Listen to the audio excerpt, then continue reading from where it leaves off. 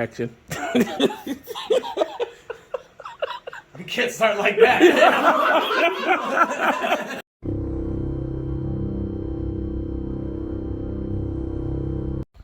Tell them what we doing today, boy.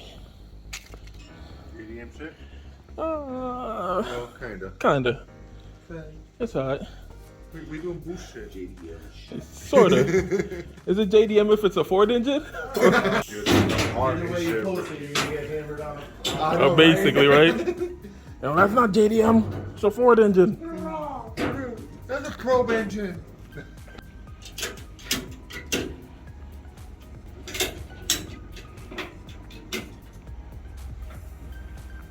Because I remember you being out this way too. Nah, I came up here a few times to get some parts for me. Cause bro, like I couldn't even get them, like nothing decent in New York, bro. Yeah. So yes, I just took the trip up, came up.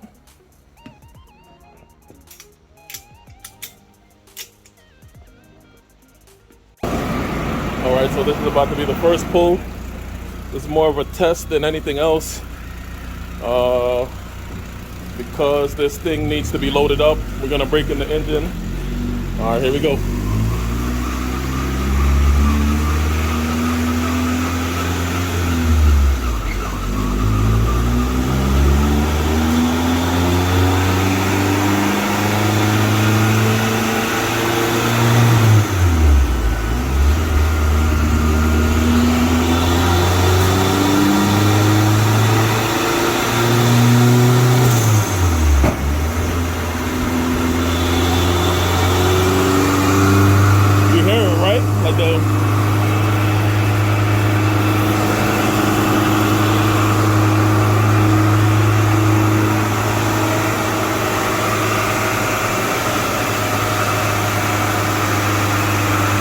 Much later. All right.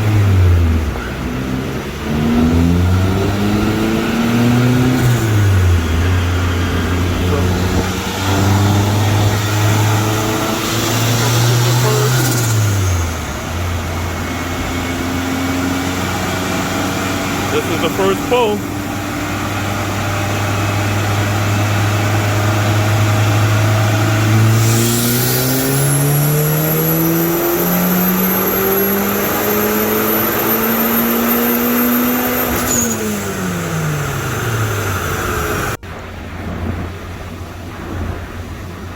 Did you record this one? Yeah. Okay.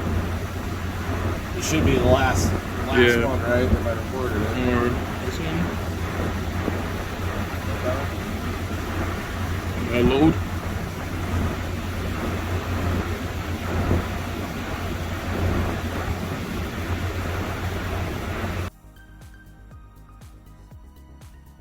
What am I gonna say? You gotta say, well, how do you feel about the build?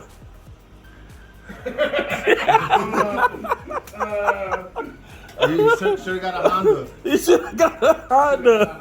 Should have did a K swap. K24. K24, boy. I'll do that if you want me to do that. Let me finish my cigarette. Action. You can't start like that. Bring me in or something. Oh shit. Wow, my bad. But this is the stuff that makes good. Here. 5 hours. But it live.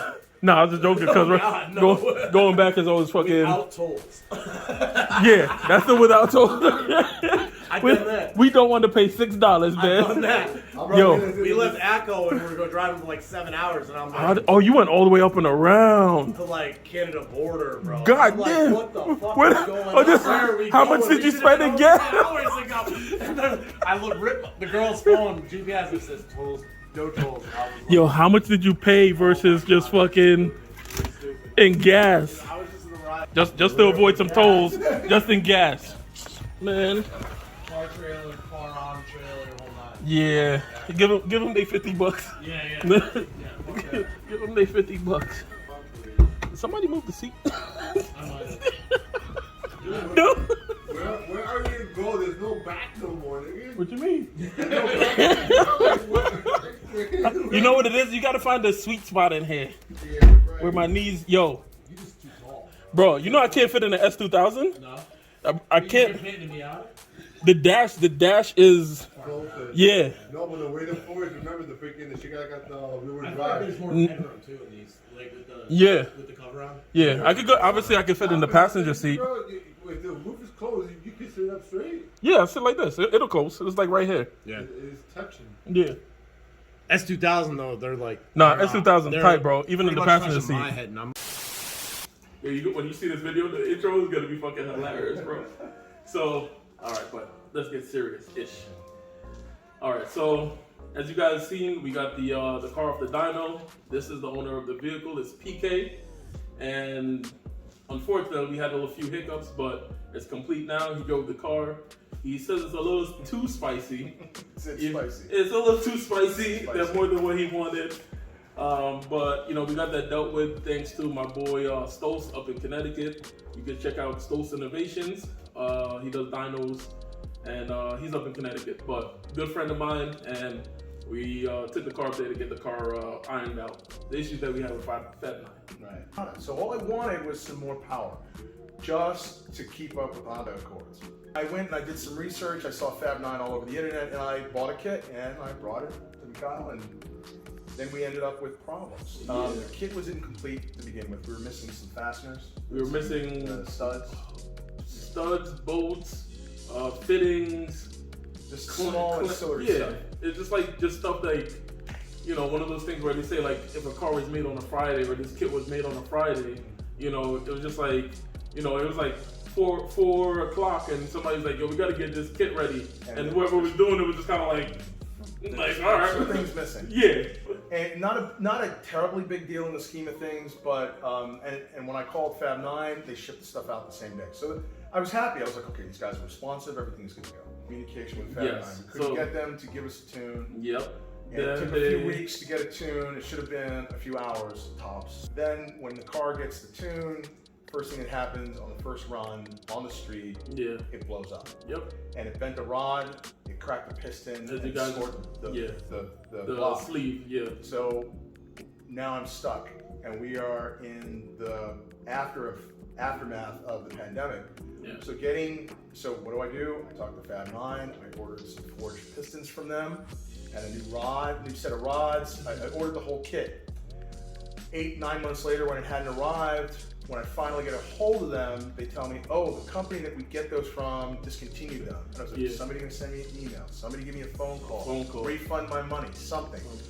This should have been a couple of weeks long project turned into almost 2 years. Since the Fab 9 situation was such a mess, it really soured my experience with forced induction. It really is a Tazio turbo using Fab 9 source hardware. Some of it, not all of it. Like I give them a good percentage. Maybe. Yeah, good part of it, but you know, like the critical to get us over to get us the touchdown. The last like 5 yards was like all stuff e-source, extra stuff you put on, and then we had to bring it to somebody else to tune it. I drove it today, and it is spicy, and it is a little bit more than I wanted.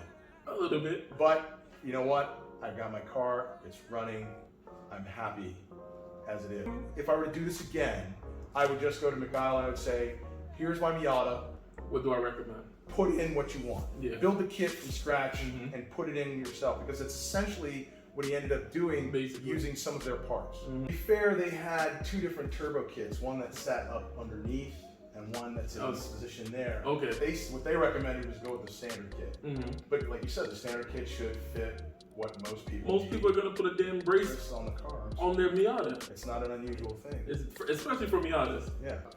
But I can tell you that there is nothing that Mikhail could have really done differently, given what he was given and what he was working with. In the end, the delay came from us waiting on the supplier to address the concerns. And when they finally just didn't, after like months. It was almost a year, because remember, after the car blew up, I have the email. I sent them an email with the file. It was waiting. It was that. And it was waiting for the pistons. And waiting for the rods and no pistons. Communication from them. You know, call. And like I said, in the beginning they were responsive, and towards the end they just ghosted us. Yeah. And so, from my perspective, you know, maybe they're a good company, and maybe you've had a great experience with them, and that's great. That's fine. I'm not here to bash them. I don't think either one of us want to bash them. Not bash them, but just putting it to light. But we're gonna say our experience was it sucked. It was not stellar. Yeah. And you know, and other people have reached out to me via YouTube, via Instagram, via personal message, DMs, or whatever the case may be, to ask me questions about this kit because they have had the same problems. Yeah. Exact same problems. The same problems that I was going through, they went through. If I were to do this again, and if I were to like start from scratch, when you find somebody like Miguel who fully understands, he's a machinist, he understands thermodynamics and he understands the thermal efficiency issues of an engine, of a turbo, of forced induction. It's best, at a minimum, ask him for his advice, but it is best to sit down, work out a plan, and let him build it. Yeah. He built this crazy ass BMW over here. This is the E30. I mean, they've seen what happened to it, but this is a separate video. But that's a kit you built out of your head. Yeah, basically. So, you know, that's where I'm saying, like, that's the way to go in the future, and that's what I would do. But I'll probably go ITPs next time. Other than this week with Brian, he did say, it was interesting because when I saw the videos. When I brought up each one of the issues that I had, he explained the business process, and he said, well, this is what we do. I said, well, you didn't do it then. He goes, no, that's something new we installed. So it sounds like perhaps they're responding, and like maybe they've gotten more feedback than just from us, from other people. Absolutely. Because like when he described what they were doing now, I was like, that's awesome.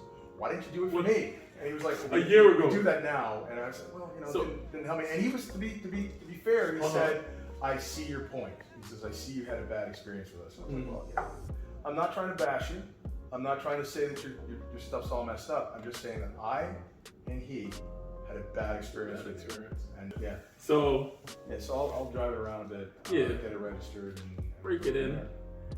But definitely, as always, baby dynamite.